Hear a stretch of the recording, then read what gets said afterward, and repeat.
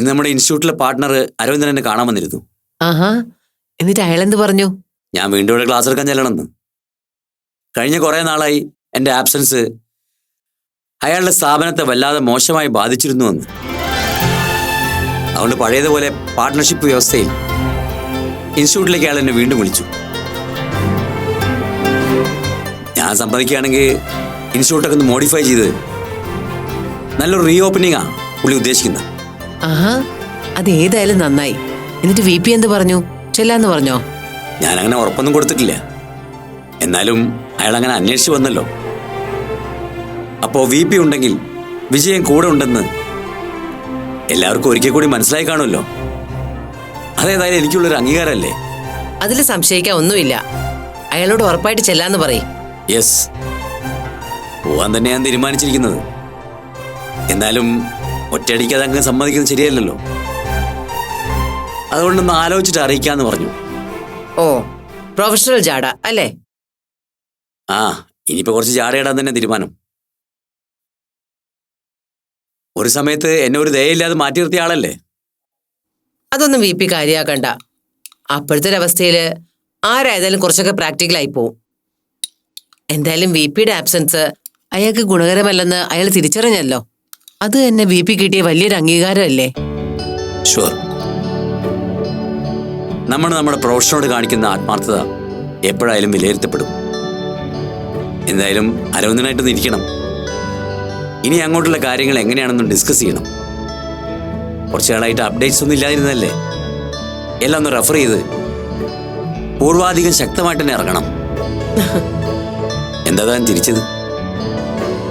അല്ല, VPയുടെ ആവേശം കണ്ട് ചിരിച്ചു പോയതാ. ഈ സ്കൂൾ തുറക്കാൻ കാത്തിരിക്കുന്ന പഠിപ്പിസ്റ്റ് കുട്ടികളെ പോലെ. യെസ്, ഞാൻ വളരെ ത്രില്ലാണ് ഗീത. അരവിന്ദൻ വന്നു പോയത് മുതൽ എനിക്കിത് ആരോടെയെങ്കിലൊക്കെ ഒന്ന് പറയണമെന്നുണ്ടായിരുന്നു. അതാ ഞാൻ വണ്ടിയെടുത്ത് വേഗം തൻ്റെ അടുത്തേക്ക് തന്നെ വന്നത്. അപ്പു അറിഞ്ഞോ? ആ, അപ്പു ഉണ്ടായിരുന്നു ആ സമയത്ത്. അപ്പുന് ഭയങ്കര സന്തോഷമായി. എനിക്ക് പിന്നെ അപ്പുനെ കൂടെ വിളിക്കായിരുന്നു. പക്ഷേ ഇപ്പൊ ഇത് തന്നോട് മാത്രമായിട്ട് ഷെയർ ചെയ്യാനാണ് തോന്നിയത്. സത്യഗീത, അരവിന്ദൻ വന്നിട്ട് പോയത് മുതൽ എനിക്ക് എന്നിലെ മാറ്റത്തെ വല്ലാതെ ഫീൽ ചെയ്യുന്നുണ്ട്. താൻ പറഞ്ഞതുപോലെ സ്കൂൾ തുറക്കാൻ പോകുന്ന ഒരു കുട്ടിയുടെ ആവേശം തന്നെ എൻ്റെ മനസ്സിൽ. കോൺഫിഡൻസ് ലെവലൊക്കെ വല്ലാതെ കൂടിയതുപോലെ. അല്ല, ഇവിടെ അടുത്തുനിന്നും എങ്ങോട്ടെങ്കിലും മാറാന്നും VP പറഞ്ഞത് മറന്നോ? ഇനിയിപ്പോ എന്താ ആ തീരുമാനത്തിന്റെ അവസ്ഥ? നമ്മൾ എങ്ങോട്ടും ഒളിച്ചോടുന്നില്ല. ഈ നാട്ടിൽ തന്നെ ജീവിക്കും, നല്ല അന്തസ്സോടെ. യെസ്, എനിക്കിനി ഒന്നും പേടിക്കാനില്ലടോ. മല മറിഞ്ഞു വന്നാലും ദാ ഈ ചുമലുണ്ട് താങ്ങി നിർത്താനെന്ന ആത്മവിശ്വാസത്തിലാണ് ഞാൻ.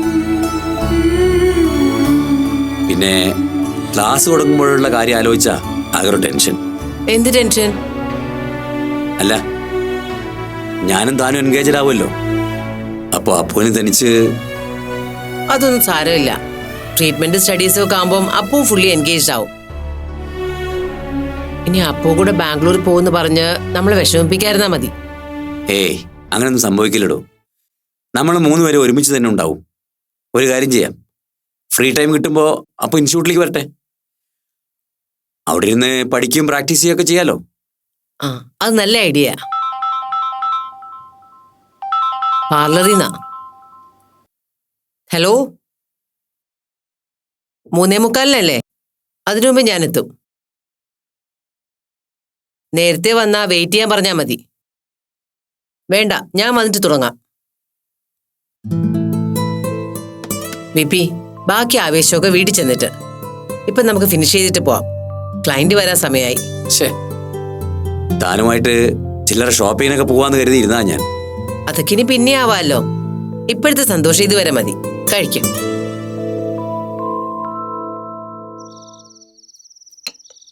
സത്യം പറയാലോ അപ്പു, എത്രയോ നാളുകൂടിയാ VP ഇങ്ങനെ മനസ്സ് തുറന്ന് സന്തോഷിക്കുന്നതും സംസാരിക്കുന്നതും ഞാൻ കാണുന്നതെന്നറിയോ? ഇന്ന് പാർലറിൽ നിന്ന് വിളിച്ചുകൊണ്ടുപോയി ട്രീറ്റ് തന്നപ്പോ ഞാൻ ഇങ്ങനെ അതിശയപ്പെടുകയായിരുന്നു. എന്റെ ഓർമ്മയില് എത്രയോ വർഷം പിന്നോട്ടുള്ള VPയെ ഞാൻ കണ്ടത്. ഇന്ന് VP ഇവിടെ നിന്ന് ആവശ്യത്തോടെ ഇറങ്ങി പോയപ്പോഴേ ഞാൻ ഊഹിച്ചു അത് അമ്മയോട് ഇക്കാര്യം ഷെയർ ചെയ്യാനും അതിന്റെ പേരിൽ ഒരു ട്രീറ്റ് ഓഫർ ചെയ്യാനായിരിക്കുന്നു. വിപിയുടെ കോൺഫിഡൻസ് ലെവൽ വല്ലാതെ കൂടിയിട്ടുണ്ട് അപ്പു. അതിങ്ങനെ നിലനിന്ന് കാണണമെന്ന എന്റെ പ്രാർത്ഥന. ഞങ്ങൾ രണ്ടുപേർക്കും ഒരുപാട് സ്വപ്നങ്ങളുണ്ട് അപ്പു. നിന്റെ ഇഷ്ടത്തിനൊത്ത് നിന്നതിന് ഞങ്ങളെ ഒരുപക്ഷെ പഴിക്കുന്നവരുണ്ടാവാം, ഞങ്ങളോട് സഹതപിക്കുന്നവരുണ്ടാവാം, ഞങ്ങളെ പരിഹസിക്കുന്നവരുണ്ടാവാം. പക്ഷേ അതിനെല്ലാം നിന്നിലൂടെ തന്നെ മറുപടി പറയാൻ ഞങ്ങൾക്ക് പറ്റണേന്നാ ഞങ്ങളുടെ പ്രാർത്ഥന. ആ പ്രാർത്ഥന ഒരിക്കലും വെറുതെ ആവില്ലമ്മേ. എന്റെ മനസ്സിനൊപ്പം നിന്നവള എന്നെ പ്രസവിച്ച എന്റെ അമ്മ. ഒടുവിൽ എന്റെ മനസ്സാണ് ശരിയെന്ന് തിരിച്ചറിഞ്ഞ് എനിക്ക് എല്ലാ പിന്തുണയും വാഗ്ദാനം ചെയ്തയാളാ എന്റെ VP. എന്റെ ജീവിതത്തിലെ ഏറ്റവും പ്രിയപ്പെട്ട 2 പേർ. അമ്മേ, എന്റെ മനസാക്ഷി തൊട്ട് ഞാൻ പറയാ, ആ 2 പേരും ഒരിക്കലും ഞാൻ എന്റെ ജീവിതത്തിൽ നിരാശപ്പെടുത്തില്ല. നിങ്ങൾ ആഗ്രഹിക്കുന്നതിന്റെ അപ്പുറം ഒരു ഹൈറ്റിലെത്തണമെന്നോ എന്റെ ആഗ്രഹം. ഞാൻ അത് നിറവേറ്റം ചെയ്യും. മതിയപ്പൂ, ഞങ്ങൾ അനുഭവിച്ച ഈ വേദനയ്ക്ക് നിന്റെ ഈ വാക്ക് മാത്രം മതി. ഞങ്ങൾ ഹാപ്പിയാണ്.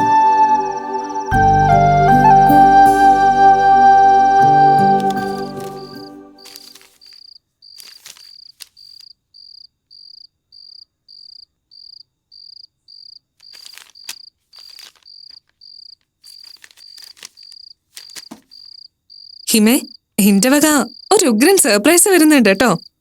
സർപ്രൈസോ? ഈ രാത്രിയിലോ? എന്താ ഡോക്ടറെ, കിങ്സ് ഹോട്ടലിൽ നിന്ന് വല്ല സീ ഫുഡ് ഓർഡർ ചെയ്തോ? അയ്യോ, ഞാൻ അതല്ല ഉദ്ദേശിച്ചത്. തനിക്ക് ഞാനൊരു കേസ് ക്യാൻവാസ് ചെയ്ത് തരുന്നതിന്റെ കാര്യ. ഓ, വല്ല ആക്സിഡന്റ് ക്ലെയിമോ ആണോ? എന്താ അതറിയാതെ വക്കീല് കേസ് എടുക്കില്ലേ? അങ്ങനെ എടുക്കായികയൊന്നുമില്ല. എങ്കിലും ഇപ്പോഴത്തെ സാഹചര്യത്തില് ഞാൻ അത്ര ഇൻട്രസ്റ്റഡ് അല്ല ഡോക്ടറെ. ചുണവിന് ഇത്തിരി കാശ് കയ്യിൽ വരുന്ന ക്ലെയിമാണ് വക്കീലെ. ചുമ്മാ ജാടയിടാതെ അത് നിങ്ങൾ കൈ കൊടുക്കുന്നേ. പിന്നെ ഞാൻ ഫ്രീ ആയിട്ടാണ് ഈ ഉപകാരം ചെയ്യുന്നതെന്ന് വിചാരിക്കണ്ട. ഒരു പാലവിട്ട അങ്ങോട്ടും ഇങ്ങോട്ടും വേണമല്ലോ. ഓ, അപ്പൊ പരസ്പര സഹായ സഹകരണ സംഘമാണ് ഡോക്ടറുടെ ഉദ്ദേശം. ഈ ഡീലിന് പകരം ഞാൻ എന്താ ചെയ്യേണ്ടതെന്ന് പറഞ്ഞില്ലല്ലോ. പറയാം. അത് പറയുന്നതിന് എനിക്ക് ഒരു ചളുപ്പും ഇല്ല കേട്ടോ. ഞാൻ അങ്ങനെ. ഇനി ഡീലിനെ കുറിച്ച് സംസാരിക്കാം.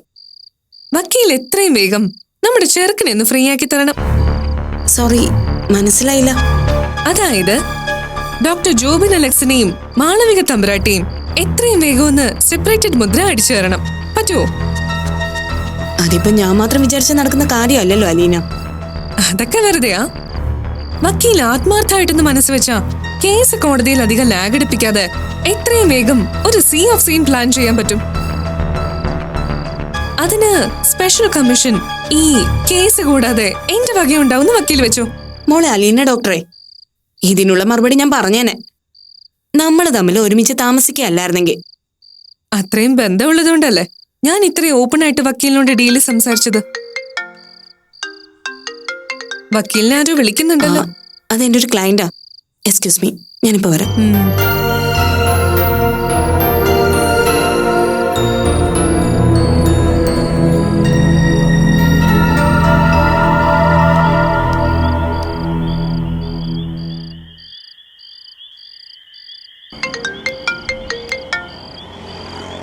ഹലോ ഹിമ. നേരത്തെ ഡോക്ടർ വിളിച്ചിരുന്നു അല്ലേ? ആ അതെ. ഹിമ ഫോൺ എടുത്തില്ല. അപ്പൊ എന്റെ കൂടെ അലീന ഉണ്ടായിരുന്നു, അതാ എടുക്കാത്തത്. എനിക്ക് തോന്നി, അതാ ഞാൻ വീണ്ടും വിളിക്കാത്തത്. ഡോക്ടർ എന്താ വിളിച്ചത്? ഹിമ, എനിക്ക് തന്നെ ഒന്ന് നേരിട്ട് കാണണമെന്നുണ്ട്. ഗുഡ്. ഞാനും ഡോക്ടറെ ഒന്ന് നേരിൽ കാണാൻ ഇരിക്കുകയായിരുന്നു. എങ്കിൽ പിന്നെ നാളെ തന്നെ നമുക്ക് മീറ്റ് ചെയ്താലോ? നാളെ എപ്പോഴാ ഡോക്ടർ? ഹിമയുടെ സൗകര്യം. ഞാൻ ഏത് സമയത്തും അവൈലബിളാ. എങ്കിൽ സമയം രാവിലെ ഞാൻ ടെക്സ്റ്റ് ചെയ്യാം, പോരെ? ആ മതി. Okay Hima, see you. Good night. Good night doctor. Okay.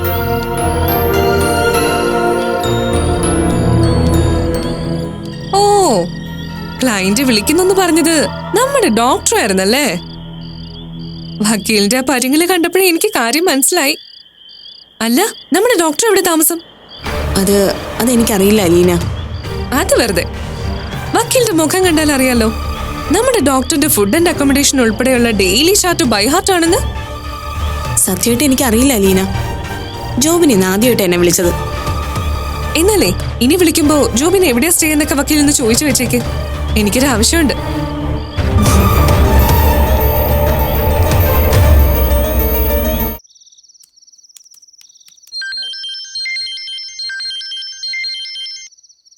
Hello aunty.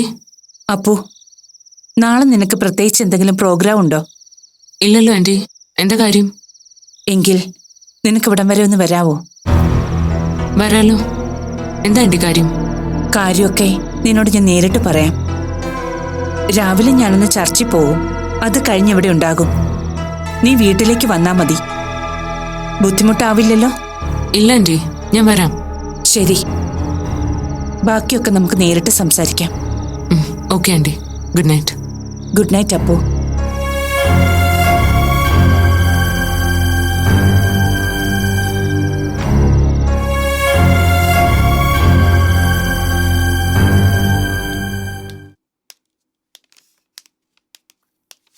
അല്ല, നീ ഇതെവിടെ പോകുന്നു?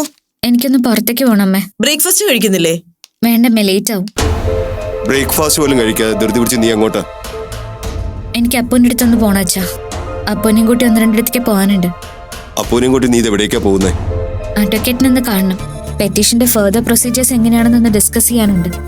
അതിനിപ്പോ അപ്പു തന്നെ കൂടെ വരണമെന്ന് നിർബന്ധമൊന്നുമില്ലല്ലോ. നിനക്ക് അച്ഛനെയും കൂട്ടി പോയാലെന്താ? അത് ശരിയാവില്ലമ്മേ. വക്കീലിനെ കണ്ടിട്ട് പിന്നെയുണ്ട് ഒന്ന് രണ്ട് പരിപാടികൾ. അതിനപ്പോ ഒപ്പം വേണം. അതുകൊണ്ടാ. മാളു, ഡിവോഴ്സിന്റെ കാര്യത്തില് നീ ഞങ്ങളെ ആരും ഇടപെടുത്തുന്നില്ല. അതുപോട്ടെ, ബാക്കി കാര്യങ്ങള് ഞങ്ങളോടുകൂടി ആലോചിച്ച് ചെയ്യുന്നതാവും നല്ലത്. ഞാൻ പറഞ്ഞില്ലേ അച്ഛാ, അച്ഛനെ അമ്മയെ അറിയിക്കേണ്ട കാര്യങ്ങളാണെങ്കിൽ അത് ഉറപ്പായിട്ട് ഞാൻ നിങ്ങളെ അറിയിച്ചിട്ടേ ചെയ്യുള്ളൂ.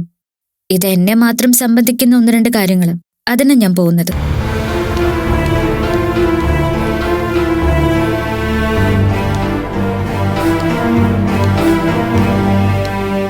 ഞാൻ പറഞ്ഞില്ലേ മുരളിയേട്ടാ, ഇവിടെ വന്നതിന് ശേഷം അവളുടെ സ്വഭാവം ആകെ മാറിയിരിക്കുക. ഒന്നും നമ്മളോട് വിട്ടു പറയുന്നില്ല. എല്ലാ കാര്യങ്ങളും അപ്പുവിനോട് ഷെയർ ചെയ്യുന്നുണ്ട്. എങ്ങോട്ടേ കുട്ടിയുടെ പോക്ക് നോർക്കുമ്പോ ഞാൻ ആകെ ടെൻസ്ഡ് ആവുക. താനിങ്ങനെ ടെൻഷൻ ആവാതെ. എന്തായാലും നമ്മളോട് ആലോചിക്കാതെ അവളൊന്നും ചെയ്യില്ല എന്ന് പറഞ്ഞല്ലോ. കാര്യങ്ങളുടെ പോക്ക് എങ്ങനെയാണെന്ന് നോക്കട്ടെ. ഇപ്പോഴത്തെ അവസ്ഥയില് നമ്മളും കൂടി ഹെവിയായി റിയാക്ട് ചെയ്ത് വെറുതെ അവളെ പ്രഷർ കയറ്റണ്ടെന്ന് വിചാരിച്ചിട്ടാ. എന്തായാലും അവൾ പോയിട്ട് വരട്ടെ. നമുക്ക് രണ്ടുപേർക്കും കൂടി കാര്യമായിട്ട് അവളോടൊന്നും സംസാരിക്കാം.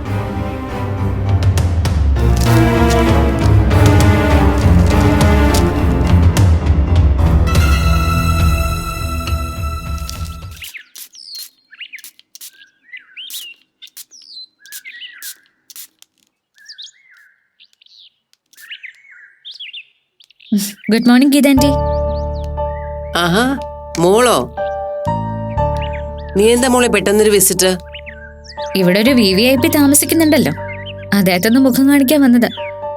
ആര്? അപ്പുവിനെയോ? അപ്പു ഇവിടെ ഇല്ലല്ലോ മോളെ. ഇവിടെ ഇല്ലേ? സാറ് രാവിലെ എവിടെ പോയി? കുറച്ചു മുമ്പ് പുറത്തേക്ക് ഇറങ്ങി. ഡേസിയെ കാണാൻ പോകുന്നു എന്നോട് പറഞ്ഞത്. ഡേസി ആന്റി കാണാനോ? അതെന്തിനാ?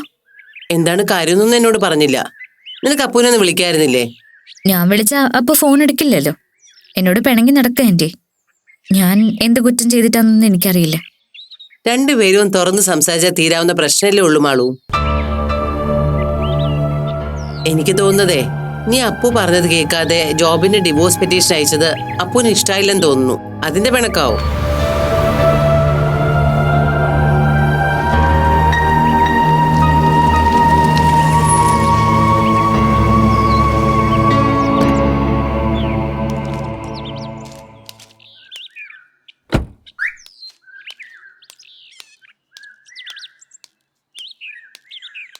ആ, മാളൂസ് എപ്പറ്റി?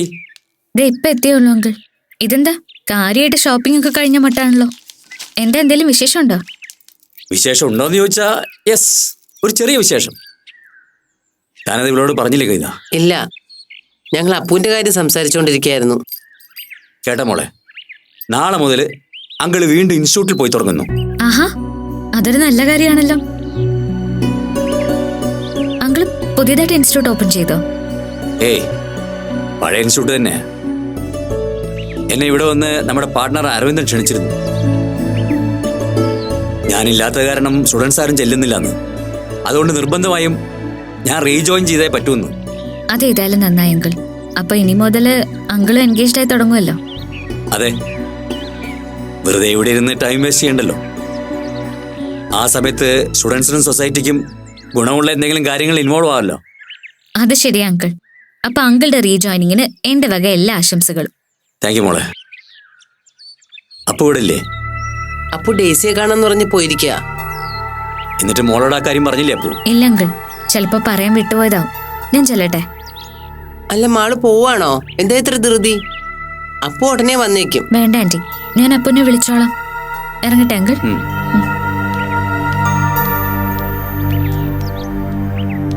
എന്താടോ, വീണ്ടും രണ്ടുപേരും തമ്മിൽ എന്തെങ്കിലും പ്രശ്നമുണ്ടോ? അപ്പു പറഞ്ഞത് കേൾക്കാതെ ജോബിന് ഡിവോഴ്സ് പെറ്റീഷൻ അയച്ചതിന് പിണക്കത്തില്ല രണ്ടുപേരും. എനിക്ക് തോന്നി അവർ തമ്മിലുള്ള പ്രശ്നങ്ങൾ അവർ തന്നെ ഡീൽ ചെയ്തോട്ടെ. നമുക്ക് തൽക്കാലം അതിൽ ഇടപെടണ്ട. താനൊന്ന് നോക്കേ, തനിക്കും അപ്പോന് ഞാൻ കുറച്ച് ഡ്രസ്സ് എടുത്തിട്ടുണ്ട്. ഇതിന്റെ വല്ല ആവശ്യം ഉണ്ടായിരുന്ന VP? ഇരിക്കട്ടെ.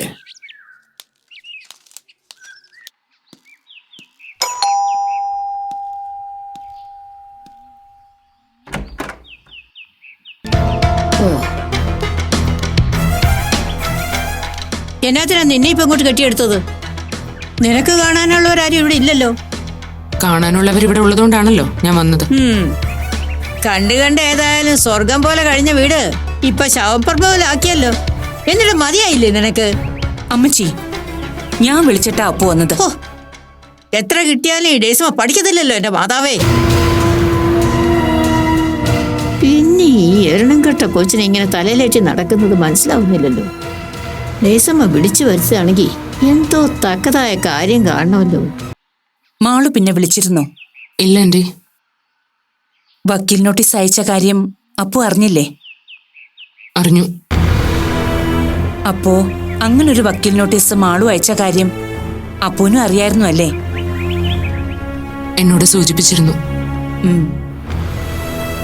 അപ്പു, നിന്നെ ഞാൻ വിളിച്ചത് ചില കാര്യങ്ങൾ എനിക്കറിയാൻ വേണ്ടിയാ. അതിലൊന്ന്, ഇങ്ങനൊരു ഡിവോഴ്സ് പെറ്റീഷൻ അയച്ചത് മാളുവിന്റെ പൂർണ്ണ സമ്മതത്തോടെയാണോ അതോ മുരളിയുടെയും അശ്വതിയുടെയും നിർബന്ധവും ഭീഷണിയും കൊണ്ടാണോ? അതേക്കുറിച്ച് മാളു നിന്നോട് പറഞ്ഞിട്ടുണ്ടോ? ഈ നോട്ടീസ് മാളുവിന്റെ പൂർണ്ണ സമ്മതത്തോടു കൂടി ആന്റി അയച്ചിരിക്കുന്നത്. മാത്രമല്ല, മുരളി അങ്കിളിനും ആന്റിക്കും ഒന്നും ഇതിൽ യാതൊരു റോളും ഇല്ല. വക്കീലിനെ കണ്ടതും പെറ്റീഷൻ ഫയൽ ചെയ്തതൊക്കെ മാളുവാ. പിന്നെ മാളു ഇതിൽ വേറൊരു കാര്യം സൂചിപ്പിച്ചിരുന്നു. അതേക്കുറിച്ച് വല്ലതും നിന്നോട് പറഞ്ഞോ? ഇല്ല. എന്താ ആന്റി? ജോബിൻ ചെയ്ത തെറ്റിനല്ല അവൾ ഈ ഡിവോഴ്സ് ആവശ്യപ്പെട്ടിരിക്കുന്നത്. നീയുമായുള്ള സൗഹൃദം ഉപേക്ഷിക്കാൻ വയ്യാത്തതുകൊണ്ട് ജോബിനുമായി ഒരു ദാമ്പത്യ ബന്ധത്തിന് ഒത്തുപോകാൻ കഴിയുന്നില്ലെന്നും അതുകൊണ്ട് വിവാഹമോചനം വേണമെന്നുമാ മാളുവിന്റെ ഡിമാൻഡ്. അതെന്താ അവൾ അങ്ങനൊരു കാരണം വെച്ചത്? അതിനെക്കുറിച്ച് വല്ലതും നിന്നോട് സൂചിപ്പിച്ചിട്ടുണ്ടോ? എന്താ അപ്പു, എന്താ നീ ഒന്നും മിണ്ടാത്തത്? ആന്റി, ഞാൻ മാളുവിനോട് തുറന്ന് സംസാരിച്ചിടത്തോളം എനിക്ക് മനസ്സിലായ ചില കാര്യങ്ങളുണ്ട്. മാളുവിന് ഇപ്പോഴും ഡോക്ടറിനെ പിരിഞ്ഞ് ജീവിക്കാൻ പറ്റില്ല. പക്ഷെ ഡോക്ടർ അവളോട് ചെയ്തത് അവൾക്ക് ക്ഷമിക്കാനും കഴിയില്ല. ഒരുപക്ഷെ അലീനയുമായുള്ള ഡോക്ടറിന്റെ മുൻകാല റിലേഷൻ അവളെ ചിലപ്പോൾ ക്ഷമിക്കാൻ തയ്യാറായിരിക്കും. പക്ഷേ അവളെ ഏറ്റവും കൂടുതൽ ഹേർട്ട് ചെയ്തത് ആ റിലേഷനെ വൈറ്റ് വാഷ് ചെയ്യാൻ വേണ്ടി ഞാനുമായുള്ള റിലേഷനെ ഡോക്ടർ സംശയത്തിന്റെ ഷെയ്ഡിൽ നിർത്തിയതാ. അതാ അവളെ ഏറ്റവും കൂടുതൽ വേദനിപ്പിച്ചത്. ഇങ്ങനെയുള്ള പെറ്റീഷനിൽ ഇതുപോലുള്ള കാരണം മെൻഷൻ ചെയ്യണമെങ്കിൽ മാളു ഡോക്ടറുടെ ആ പ്രവൃത്തിയിൽ അത്രയേറെ ഇൻസൾട്ടഡ് ആയതുകൊണ്ടാ. ശരിയാ അപ്പു നീ പറഞ്ഞത്. ജോബിനെ പിരിയുന്ന കാര്യം അവൾക്ക് പ്രയാസം തന്നെയാ. പക്ഷെ എന്റെ മകനിൽ നിന്ന് അവൾക്ക് കിട്ടിയ മുറിവ് അവളുടെ മനസ്സിൽ നിന്ന് അത്ര വേഗം പൊറുക്കുന്നതല്ല. എന്റെ ഊഹം ശരിയാണെങ്കിൽ ഇങ്ങനൊരു ഡിവോഴ്സ് നോട്ടീസ് ജോബിന് അയച്ചതിന് പിന്നിൽ മാളുവിന് മറ്റെന്തൊക്കെയോ ഉദ്ദേശങ്ങളുണ്ട്. അത് എന്നോട് ഷെയർ ചെയ്യേണ്ടി വരുമെന്ന് ഭയന്നിട്ടാ എന്നിൽ നിന്ന് അവൾ അകലം പാലിക്കുന്നത്.